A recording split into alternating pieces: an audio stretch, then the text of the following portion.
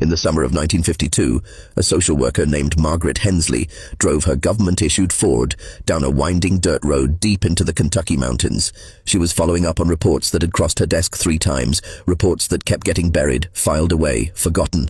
Reports about a family living in complete isolation, about children who looked too much alike, about a woman who had borne sons by her own brother. When Margaret finally reached the weathered cabin tucked into those shadowed hollows, what she found would haunt her for the rest of her life. She discovered Lily Mae Combs, a woman trapped in a nightmare that had consumed 3 generations of her bloodline, a woman whose story the state of Kentucky would spend decades trying to erase. Hello everyone. Before we start, make sure to like and subscribe to the channel and leave a comment with where you're from and what time you're watching. That way, YouTube will keep showing you stories just like this one.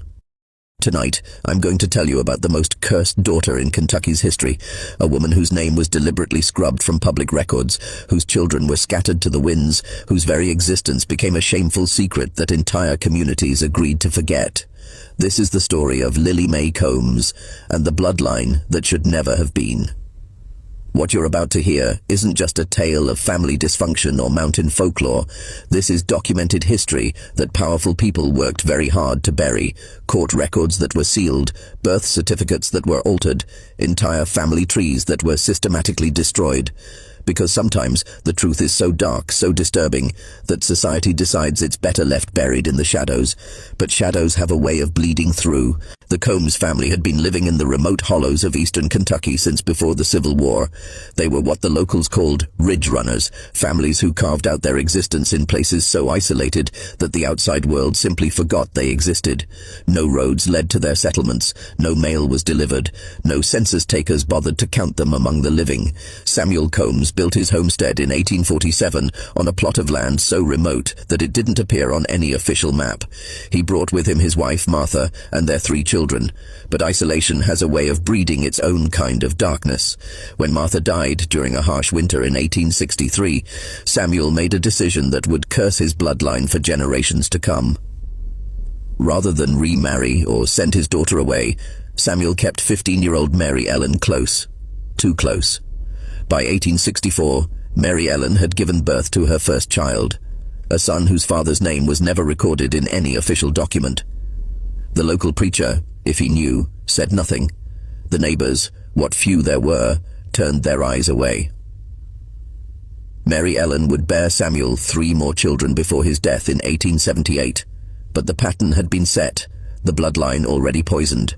When Mary Ellen's eldest son, Thomas, came of age, he never left the hollow, he never married outside the family.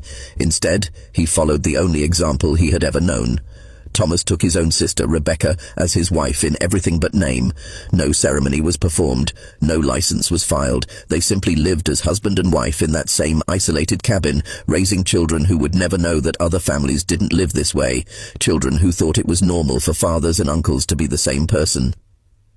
By 1920, the Combs family tree had become so tangled, so inbred, that tracking the actual bloodlines required investigators to create special charts that would later be classified and hidden in state archives.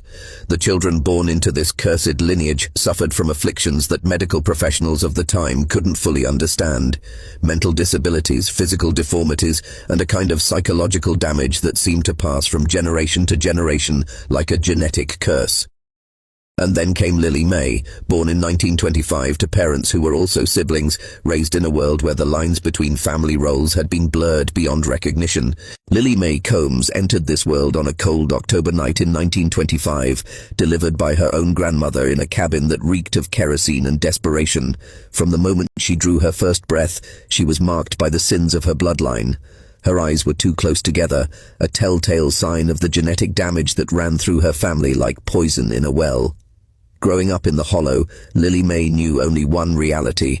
Her father, James, was also her uncle. Her mother, Sarah, was both her parent and her cousin. The children in the cabin called each other brother and sister, but the relationships were far more complex and disturbing than those simple words could convey. By the time Lily Mae was 8 years old, she had learned to avoid her father's attention when the sun went down. She had learned to make herself small, invisible, when the adults gathered around the wood stove and passed around mason jars of corn liquor. She had learned that screaming brought no help, because in their isolation,